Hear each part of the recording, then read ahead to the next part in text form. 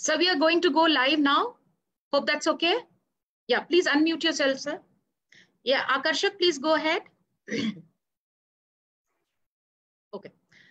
So first of all, I'm really thankful to Professor Patnaik, who agreed to give this focus talk on a very relevant topic, which is about contemporary art and aesthetics. And while I discussed with him the possibilities of, what he could speak on, there was wide range. And therefore, when we discussed, we decided that probably an area that could open up to more areas in Indian art and aesthetics would be an ideal choice because he's an expert from that area. Before we begin to listen to him, I would like to briefly introduce Professor Priyadarshi Patnaik is currently head Reiki Center and is also professor in the Department of Humanities and Social Sciences, IIT Kharagpur. His areas of research include relationship and well-being, visual communication, music and emotion, communication and culture, media communication, translation, and digital humanities. He has authored and edited more than 14 volumes of text, reference, and creative work. He has a number of research papers, translations, poems, short stories, illustrations, and photographs in many national and international journals. It is my sheer privilege to welcome him once again for this talk. Over to you, sir. Namaskar to everybody, and thank you, Priyanka, for giving me this opportunity to talk to everybody. What I would like to do right at the beginning is share the fact that when I joined IIT Kharagpur, and that was 23 years back, I was working obviously in my core field, which was related to Indian aesthetics, literature, and communication.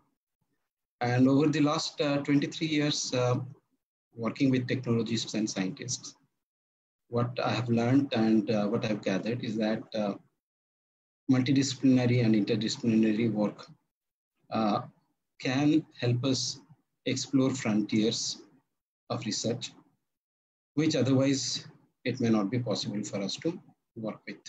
So I would start by sharing a small episode. Almost 18 to 19 years back, when I was in a conference in the field of aesthetics, I shared with the audience and the participants the dream that at some point of time, I would love to work with scientists who work with EEG and other electroencephalography and other kinds of devices by looking at the aesthetic responses that the brain generates. And then what the response was like was very, very strongly opposed to it. Something which is not acceptable, something where the mystery and the mystical quality about the work of art and the aura surrounding the work of art will get kind of deflated, and perhaps it's like operating on a beautiful flower. That kind of a attitude was taken, which in its own context is definitely relevant. But it's also very relevant to find out how work on aesthetics and art can be taken forward by interacting with people in different other areas and exploring it in that particular manner. Keeping that in mind, in the last many years, I have been working with scientists, which include computer scientists, people who work in the field of signal processing. And I'm a part of this Reiki Center of Excellence for the Science of Happiness, where we have procured different devices which can measure movement of eyes, brain functions, different biological responses, as well as other different cognitive measures and subjective measures or psychometric measures as well. It also gave me an opportunity to work with social scientists, behavioral scientists, and of course, to work with my own students who also belong to different fields, not necessarily from the field of English literature, but from visual arts, from psychology, from cognitive science, even from physics, and an opportunity to learn with them and learn from them. So what I'm going to do right now is to share very briefly 4 such case studies of work which has been done by my students my scholar friends. And I would say in some sense, my teachers, because I have learned from them as well. And very quickly, very briefly share some instances of what we have done together. The idea being that right at the beginning, as I've said, I am basically presenting myself as a student and as a co-learner who is learning with them.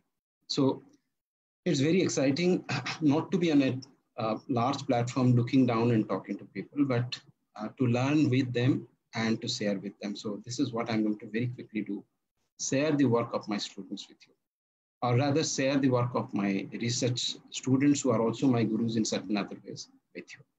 So I would like to share my presentation in a moment. I think I need to be allowed to share the screen, Priyanka, so if you can just do that.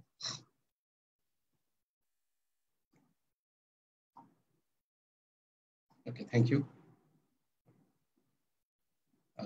Okay, so see if you can do that. Yes, I can do that. Thank you. Okay, so this is the broad gist of my presentation, working on aesthetics, some new orientations. So all the four areas that I will touch upon would deal with certain aspects of aesthetics, but you would find that the methodologies are slightly different, and we are, as I told you, co-learning in the process, experimenting, sometimes exploring new things where we don't know very well what the results are going to be. So this is the overview. I'll start with some important questions, 4 quick questions and whatever our findings are, and a few concluding observations. So as I told you that if I'm looking at research in aesthetics and related areas, mostly we are theoretically oriented, or we take up certain case studies and go for close analysis of texts. And mostly we deal with texts and go for a particular methodology, hermeneutical or a philosophical exploration, or what is known as a closed reading of texts. But then there are other new approaches which are also possible. And these are interdisciplinary, where 2 disciplines can converge, 2 different kinds of knowledge systems can look at the same thing in an interrelated way. Often it is empirical, where you're trying to come up with a yes-no answer. You're trying to say that, I mean, although objectivity is something which is very much a suspect in our own core disciplines, to try and find out if objectively we can make some statements which can be generalized to a certain extent. And technology interfaces which can be used. And one of the threats that very often we feel is the feeling that technology is taking everything away from us. So I have indicated that it is not to be technology driven, but to use technology interfaces. Because in digital humanities especially, there is always a fear that technology is going to take away from us. So how to work with technology and not to make technology our enemy is one of the things that we also learn. True, it is very difficult in an initial phase to find compatible people in the other disciplines. The way we resist people from other disciplines also might resist us. So it takes a certain amount of time to find compatible people, but with recent developments, I find that it is happening much more frequently than before. So I'm starting with one question, and as you can see, the team is indicated below. And in each case, below the team, I have indicated the email ID. So anybody who is interested can connect with the students. Some of them are here with us right now, and continue discussion in the future. So one of the areas that we were exploring, I'll be touching on 2 broad areas. One is music and the other one is visual arts. And what I'm trying to give you is a small problems, brief case studies, and how we tried to navigate through them and how we wanted to explore them together. So if you see here, the fundamental question that we wanted to ask was that, can we identify what emotions are evoked by music in its audience? And there are a number of methods which are already existing and which are already available in the context of computational musicology, and many psychologists have done. One of the ways, very simply, is that somebody asks you to listen to a music piece and say that, well, what did you feel? Okay. This is known as discrete rating, where after the music is over, you're saying how you feel. But then there is another way of doing work where you're saying that as I'm experiencing the music, as I'm listening to the music, immediately can I respond to that music and the feeling that is generated. Obviously, it would require a computer interface. And what you see in front of you are two different computer interfaces, which we specifically designed for the context of Indian classical music, keeping in mind Bharata's Natya Sastra and the dominant emotions which are available there. We also faced other problems, like if psychologists look at emotions and the way emotions have to be assessed, then there are two different ways of doing it. One is discrete, like saying anger, fear, sadness, happiness, and things like that, which are culture bound. People feel that from different cultures, people would respond in different ways. So many psychologists think of another way of rating emotions, both in music, art, film, and various other contexts, which is by looking at the level of arousal and whether it's positive or negative in its emotional content. So this is known as a dimensional approach to assessment. When we are looking at Indian aesthetics and we are trying to make assessments of how Indian music, especially raga music and Hindustani raga music, evokes emotions, then you see that if you want to gel with the theoretical background and the way that the audience responds, then a discrete approach, that is looking at emotions separately, is more relevant. What you see here is the design of two wheels. These are known as emotion wheels, where a person can use a mouse right at the middle and play the click button. And then as the clip is being played, click on different parts, depending on what music is, what kind of an emotion is getting evoked or communicated to the audience. Now, when that happens, there is another interesting advantage, which is that computationally you at a particular point of time would be able to correlate certain musical features with certain emotions. In other words, if you're saying that, okay, when the tempo goes up, then whatever, if it is a sad music, the sadness diminishes. Or if it's a happy music, it looks more joyful. So if this feature is something that is there embedded, then as you are marking, then you would be able to correlate with the musical piece and the features of the musical piece, and would be able to draw inferences as to, okay, at this point, this particular musical feature is probably relating to this particular kind of an emotion.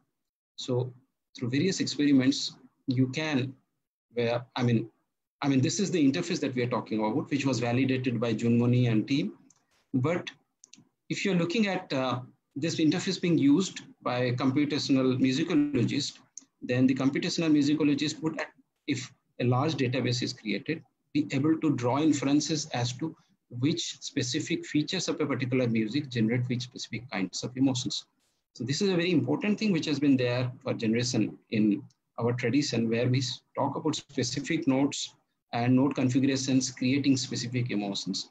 But this can be validated by this particular methodology. So what you see over here is this continuous rating and the validation, which was done by taking specific clips, then testing them and the specific emotions generated, and then finding out if the same emotions could be generated, okay, and if the discrete emotion rating correspondent with this continuous wheel that we were using. And the findings kind of established that this particular mechanism or methodology that we were using in the context of Indian classical music was working. And we were also able to include a component of intensity. That is, okay, this is a sad music, but how intense is the sadness? By including layers, so that if you click in different layers, the intensity rating is also embedded. And you can find out which particular musical features correlate with and the different degrees of intensity of generation of musical emotions in the audience. So this is just to tell you that we were dabbling around, and these were open-ended questions. True that there were a few studies. Even up till now, there are maybe 3 or 4 good interfaces which assess continuous music emotions. But probably this is the only one we have in India which is able to assess Indian classical music in a continuous manner. We have not made it public, but it would be our, definitely our privilege to make it public so other people can use it. And we'll be trying to do that in the next 3 to 6 months. The second case study that I'm bringing in front of you is related to visual arts, where we asked this fundamental question that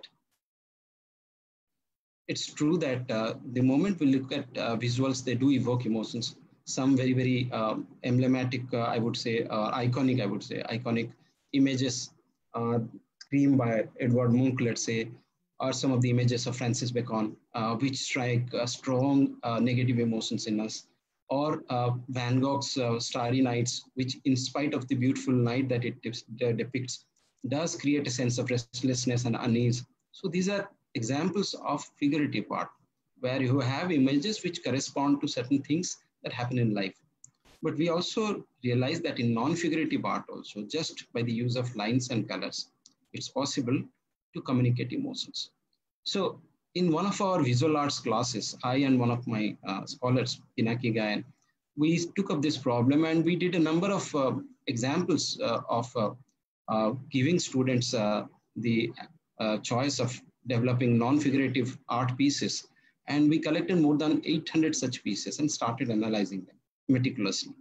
And what we realized was that these artists use certain specific color codes to communicate specific emotions, or they use specific lines or line features to communicate specific emotions.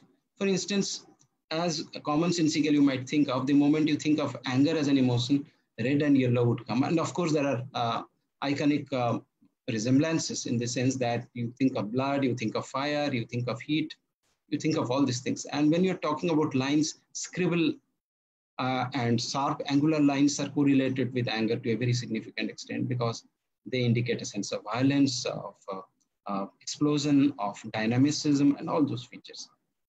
The thing that we wanted to find out, which I'll just very briefly point out, is that, okay, this is how we encode, the artists encode specific features when they are trying to communicate to an audience. So we found that there was a commonality, there was a generality amongst the artists in terms of which were the encoding features they used in the context of lines and colors. We also found when Pinaki went to Canada and started doing some work over there, that even non-artists have this as common, and across different cultures, there is a certain degree of conformity or generality that is available here. So this was another very interesting study, and it is an unpublished manuscript still being finalized, so which can be communicated. But as you can see over here, you see that the features, so for anger, which were the line-specific dominant lines which got reflected, and which were the dominant colors that which got reflected are presented here. Also, you see that the correspondence between the way that anger is represented, encoded, and the way that anger is decoded has also a great degree of correspondence. In other words, when an artist is trying to communicate anger through abstract lines and colors, to a very great extent, the audience manages to guess the meaning. So this encoding and decoding, there is a great degree of correspondence, okay, or a degree of agreement between the people who are creating art and the people who are responding to the art. So this exists, and this is interestingly counterintuitive because literature on abstract art tells us that very often there is lack of correspondence between what the artist wishes to communicate and what the audience is able to understand. But our study, which was done with some artists and non-artists, and then was decoded by more than 1,000 audience group, found that this was not the case. There was a significant degree of correspondence between the two. I am going to the third question, and this again relates to music emotion. There are, of course, the reason I've shared their email IDs because each one of them has done multiple work. I'm just focusing 4 of them. Between them, they would have done more than 25 to 30 work on different fields in small ways. And it would be exciting when people like to or interact with us. Do our existing moods affect the way we perceive musical emotions? So this is where Sangha Chaki, who is essentially from the field of computer science, working with me and a computer scientist from our institute, they worked in the field of computational musicology. She, in fact, happens to be a musician herself, plays the sarod. So she has the competence of, she's a competent musician. For instance, Pinaki is a visual artist, and he has a master's degree from visual art. So each of these people, students happen to be experts in their own field. That's why I said that I learned from them.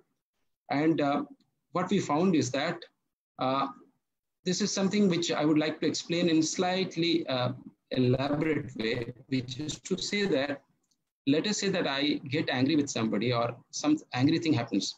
Then after that event is over, I carry memories, I carry feelings of those emotions to the next event that takes place, right? So this is something which is known as contagion. It is possible that I see a movie which is full of fun, and after the movie is over, I'm in a state of happiness. It's possible that I see a sad movie and move into a state of sadness. And our fundamental question was that if a particular music is sad or happy, does it influence the way I perceive the music that follows next? In other words, you see that we are talking about larger context where we are talking about human emotions, let's say that an event affecting how I perceive music, or what is known as music emotion induction, where I listen to a sad music and then come out and feel sad. We are taking it one step further and we are asking this question that does the way that we perceive one particular piece of music affect the next piece of music in a different way? In other words, our judgment, even in this small level, might get affected. And the answer happened to be yes. As you can see, we did a study where 3 components were taken. This is very briefly, there are a lot of other details I'm not going into, but let's say that we're taking a music which is calm in nature, a music which is sad in nature, and let's say we're taking a music which is happy in nature.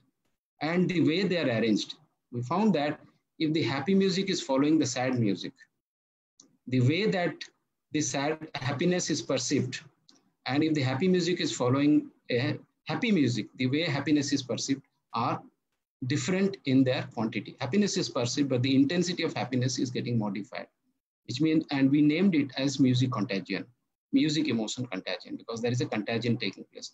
This is very significant from the perspective of musicology, because in a rag or in the rendition of any kind of music, a lot of moods follow one another.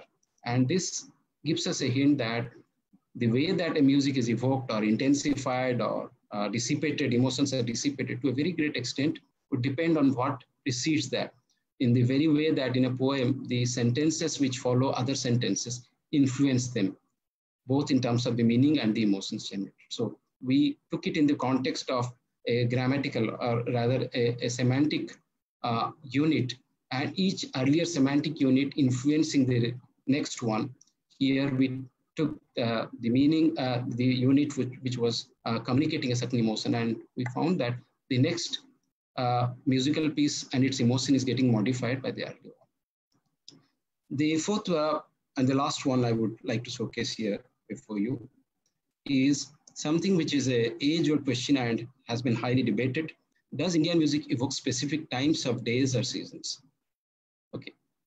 Now, we have the time theory in Hindustani classical music, popularized by Bhatkhande, although it was there in earlier treatises. And if you're looking at the Ragmala tradition or the medieval tradition, we find that different times are indicated. We also know that if you're looking at the Carnatic tradition, they disregarded the time theory, whereas if you're looking at the Hindustani tradition, artists are divided. Some believe in it and some do not believe in it. There have been 2 different approaches to understanding the way or exploring, let's say, the time theory. One approach is where the computational signal, musical signals are assessed, where you are looking at, let's say, morning ragas and evening ragas, and you are making an analysis of the way that there is a significant difference in the way the different signals correspond to them. And findings do indicate that there are differences. But we approach it from a slightly different angle, which has been done earlier. I wouldn't say that it is new. B. Chaitanya Deva did it in 1980s, where we reiterating it, but in slightly more elaborate way, which is looking at the audience response, because finally meaning is not generated within the text. Meaning is generated by the audience. So the musical audience, how do they relate? So an untrained audience, how does that person relate is what we were looking at.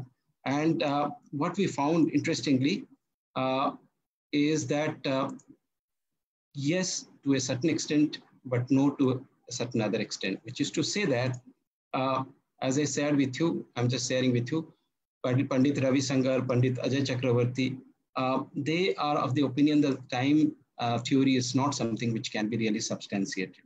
And we are graced to have with us one of the students of Pandit Ajay Chakraborty, who works on music and EEG here with us today. She's also a part of our team, Archi Banerjee. We also have Gauri Karambalkar, who is from Maharashtra, has been trained in the Ragang tradition. She's also, it's her work that I'm sharing with you. And many of these theorists don't believe in the time theory, but there are others who definitely believe in it. Our findings, preliminary findings, suggest that there is no direct association, there is no organic association between the time of the day and the music, but there is an interesting association or correlation of specific emotions with specific periods of time. For instance, early morning is associated with specific emotions, like calmness is associated with specific activities. And the moment a particular music is associated with that particular emotion or activity, you find that there is a strong correspondence between the two. So what I'm trying to say is that it is not that it's necessarily biologically driven. We don't know that. It is highly debatable. It's an open question. But what we found is that it is contextually, culturally associated. It is also associated with the kind of mood which is evoked. If a sad mood, it's a calm mood is evoked, then it is often associated with the early morning or early evening, where prayer time is associated with prayer time. If a flurry of activities are involved, then the later part of the day, it is associated with activities. So some kind of correspondence is there. Also, the kinds of images which are evoked when they listen to music corresponds to a specific period of time. So keeping that in mind, I would say that I don't really know, we don't really know, but we are not very sure now that there is a direct correlation between musical features and they generating a specific evocation of time in us, which is natural or which is biologically driven. So what I'm trying to say at the end is that in the concluding remarks is that empirical research and aesthetics is very challenging. We cannot make overgeneralizations. We cannot make sweeping statements. We cannot theorize. We can only take up small steps, take up very, very small basic problems, and resolving those basic problems themselves take 3 to 5 years. Like the problems that I'm sharing with you. Asking somebody that which features corresponded with the language of music. Okay, the language of music and the meaning of music. Can we relate them? Over a period of 7 to 10 years actually to do it, because it would involve using computational technologies that I have shared that people use, as well as EEG studies and other things that we do. In this team, we have already done some eye tracking studies on the way that visual art is visualized. I would just like to quickly touch that before I wrap up, which is that we once asked this question that, okay, can an artist manipulate where people are looking first and then where people are looking next when they're looking at an image? And we gave this task to our students and we chose 10 of those images and we went for an eye tracking study where we wanted to find out the fixation points. I'm not able to showcase that study over here. That is again a study by Pinaki. But we found that out of 10 images, at least in 7 cases, the fixation points were indicated in the way that it was predicted by the students who had done the work. So they said that, okay, people will first look at this big sun, then they will look at this small triangle, then they will look at this electric pole, let's say hypothetically. So the amount of time, what we realized was that the fixation was not happening in that particular way that you look at one thing, then you move on to the other one. You are randomly moving around. But if you're looking at the quantity of time you are fixated in a particular place, that is much higher for this. There can be, these are very simple, basic problems with which you have to begin and then take it forward to more complex problems. Because unless you are answering the simple questions, it's very difficult to move further. This has been our experience. We find that doing work in this area needs teamwork, and you need an interdisciplinary team of people to work. So group work, teamwork, working together, learning from one another. These are small experiences that I have gained during the process, which has made my life here extremely interesting in spite of the different challenges and the little success, a very small success that we have. Thank you very much. So I will just share with you some of the references of the students' work, whether they are published or unpublished or conference publications or whatever. The 4 cases I reported here. And I'm also giving special thanks to the other supervisors who work with this particular team. Thank you very much. Thank you so much, sir. That was indeed very interesting. And of course, it reminded me that my only supposedly acting project was with you when you were making this whole presentation on group discussion and speaking skills, and you made me part of this. Probably I didn't say then, but today I want to say thank you for that. And your work has expanded phenomenally, and you have gone on to talk about music and visual arts. I'm so intrigued by that. I will take up a question because there are a few questions here, and I will also ask some more. He says, there is one question which says, given that a single color or even a compound colors could signify multiple emotions, how do you overcome this problem in color coding? And what is the percentage of error? See, it's not a question of correctness or incorrectness. It is a question of interpretation. So let us say that I'm giving you two scenarios. One scenario is that you take just a single color and ask somebody what emotion it dominantly evokes. Okay, this is one way. And you do it with, let's say, 1,000 students. If you find that 70% of the students respond in a particular way, then you say that you can generalize to a certain extent and say that most people interpret it in this particular way. Another approach would be to ask multiple questions with a rating, which means that, okay, I am sure that yellow is going to generate 5 different emotions with you, but please weigh those emotions. Okay, yellow brings to my mind passion, let's say, hypothetically, passion at a weightage of 90%, so dominant, so prioritizing. Okay, first choice is, let's say, something like anger. Second choice is something like, let's say, happiness. So if you are giving alternatives, then you find that you are able to create a matrix where you are able to answer this question that, yes, this color dominantly corresponds to these 3-4 emotions, but in this particular proportion.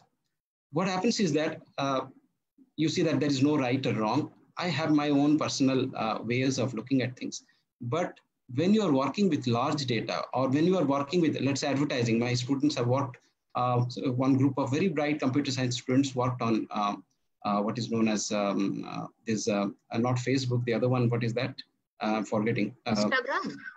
No, Twitter? Not Instagram, Twitter. They work with a huge amount of Twitter data, 5,000 Twitter data they work with. Okay. And their finding was they wanted to generalize about which particular Twitter images are most popular and why. Okay, so they used a basic technology where they were looking at the ratios and proportions of different colors. So, and their finding was very impressive. It got published in a very significant conference, which even their computer science teachers appreciated. The gist of it is that when you're looking at large data, when you're trying to make predictions for a larger community, these things come in useful. But if you're asking this question at an individual, private, personal level, there is no question of right or wrong. But if you're, let's say, creating something for consumers, then you can predict that which particular advertisement will succeed with the majority of the people and which one will fail with the majority of the people. But there will definitely be outliers and people who would find the negative one may be happy and all that. So that difference will always be there. That's why you have to work with large data. Okay, there is another question that has popped up. There is an anonymous attendee and he or she asks, does music like classical Indian have the same emotional effect regardless the people are musicians, non-musicians, but are familiar with the genre, and non-musicians who are unfamiliar with Indian classical? Basically, you know, the familiarity. Yes. And the unfamiliarity. Absolutely. Our study was basically on that. We work primarily with people who are novices in Indian classical music. So our respondents were primarily novices in Indian classical music. When you are familiar with Indian classical music, you have learned it or you have read about it, then you develop certain associations of, okay, this is a evening rag, this is a morning rag, this is a calm rag. So these associations or these biases work. So in order to eliminate these biases, we also work with people who had no such understanding of music. We have worked to a small extent, not to a large extent, with an I would say, transcontinental population. We have worked with the population outside the country as well. Probably that is the best way of finding out about music, because if across culture, music evokes similar responses, at least to a certain extent, that would say that there is a degree of, you might say, transcendence or generalizability across cultures of music. So yes, you are very right.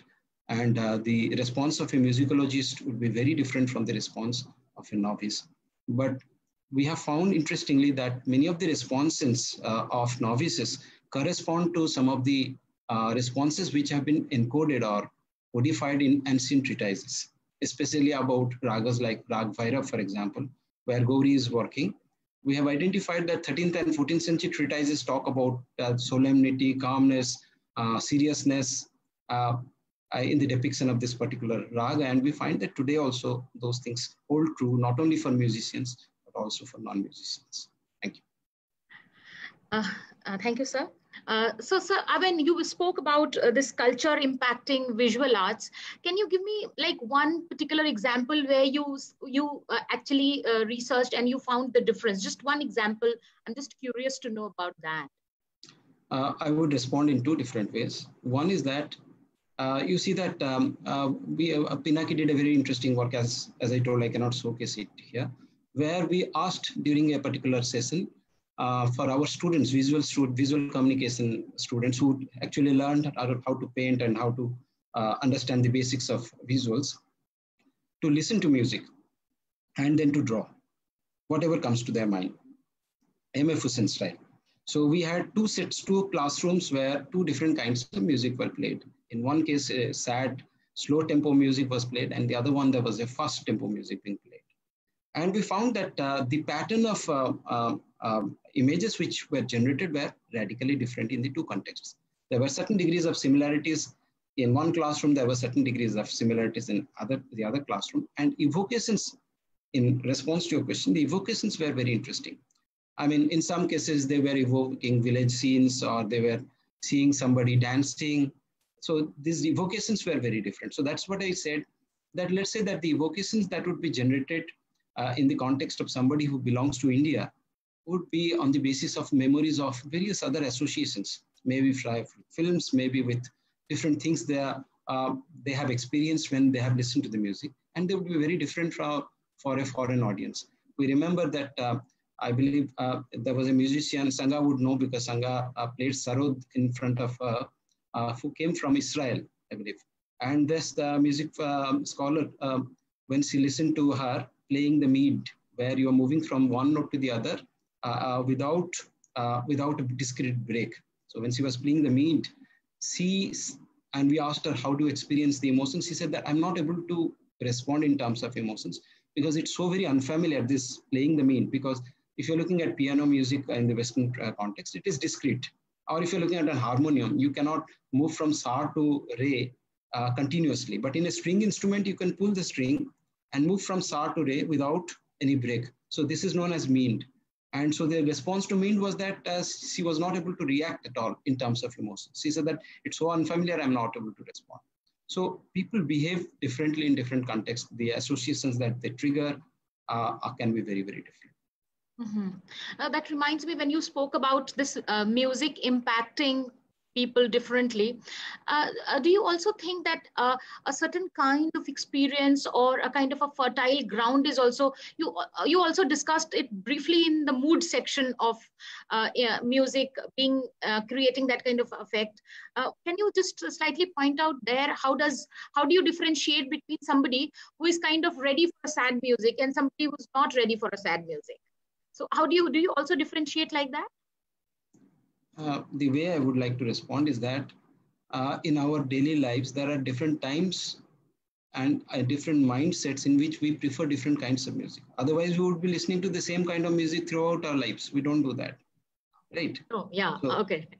So even during a single day, you might find that you are listening to a particular kind of music in the morning, and you would prefer not to listen to a different kind of music in the morning. Oh. So you see that the context would also determine what kind of a music you prefer at particular period. So talking about readiness, I believe that the biological, it's a very interesting point you are making, which if my students are noting can be actually a research design, which is to indicate that our preparedness, you see that we have different sleep cycles. So based on our sleep cycle, there might be a very strong relationship between what particular phase of sleep cycle I am in and the kind of music I prefer. So depending on the degree of alertness I have, I might be prepared for a different set of music, and depending on the languidity or kind of a relaxed mood that I am in, I might prefer a different kind of music. So these differences happen. And that's what I said, that the association of time with classical music could be associated with those different mood sets. That is a likelihood. I believe that the majority of people would not prefer to listen to jazz or very noisy music or rock music early in the morning. They would say that stop it, but they would accept somebody very softly chanting mantras in the morning. So you see that, but during the evening, late evening in the parties, they might very well accept that, the same person. So these biological rhythms also need to be correlated. We don't know the answer, to be honest. Yeah, I think the biological rhythm is an important tool in integrating this with the whole concept. I think if any of your students want to add something, if you want them to definitely. add something. I mean, in any case, I mean, any point that you think, because I have added them in the panel.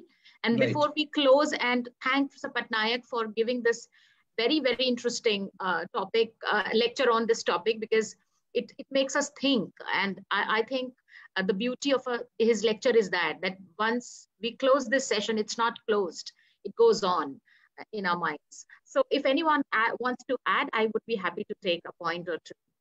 Thank you. So I think Pinaki, Gauri, Archie, they're all here. So if they would like to respond, any one of them would like to respond, you can do that. Anything, any small point very quickly. Let's say that I can ask Pinaki. Pinaki, is there anything you would like to say very quickly within a minute or so? Yes, sir. Thank you. Sir, yeah. Actually, I'm working on a study which is actually looking at the cross-cultural differences between emotion encoding and decoding. How Indian cultural people encode certain emotions through lines and colors patterns, and how Western people actually decode or encode that kind of emotion through lines and patterns. So there is a cross-cultural study. It is going to be very interesting. I'm right now working on it actually. Yeah, and we have found a certain degree of similarity there. Yes. Gauri, any point related to the time of the day and ragas or anything else very quickly? Gauri, would you like to respond? Sir, I just want to add a point, small point maybe. It was actually when the time theory was in earlier days, it was formed. Our lives were very much related or linked to the nature, and now why we are doing this study now, because our lives are so far from the nature, and like we are not directly dependent or dependent on nature now. That is the small point I wanted to make. Thank you. Thanks. I think we can just take a very quick observation from Archie. Archie, you might like to say point or two about the role of lyrics in music on which you are working right now very quickly, and the way you are looking at it. Yes, currently I'm working on the individual and combined impact of lyrics and melody within a music piece. I'm working with vocal music. In my PhD, I have worked with only instrumental music or alap sections where there was no prominent lyrics was present. So now from my Guru Pandit Ajay Chakraborty, I have learned one thing, that within a vocal music, the lyrics is very much, it is very much driving the actual melody. It should drive the melody. It should make the improvisations, guide the improvisations in that way that the lyrics is more prominently or more clearly communicated to the audience. So right now I'm working on that, and also with EEG, what kind of impacts in what regions of brain the lyrics and melody is processed, and how much connectivity within the lobes are created when those are processed simultaneously, all of those things. Thank you, Archie. Just a very quick observation. I mean, amongst our audience, Junmuni is there. As I said, he was working on emotion wheels. Raju has created the entire database within which these surveys take place And he's working on creating that particular interface where anybody can go and rate a music. And Sangha, of course, has been working on chemocomputational musicology, where right now probably she is now starting to look at fundamental features which are associated with specific emotions. That's the work she's currently doing.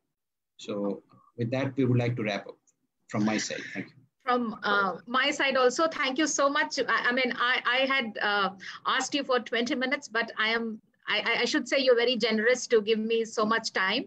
I know you are a busy professor, but I'm glad you valued my word and you kept it, and you said, okay, I'm going to go ahead. So I thank you, Professor Patnaik, once again for honoring my, and I thank Archie, Pinaki, and Gauri for their wonderful input. Probably Professor Patnaik wants to say something. Yeah, I just wanted to clarify, that was a question about Reiki I saw.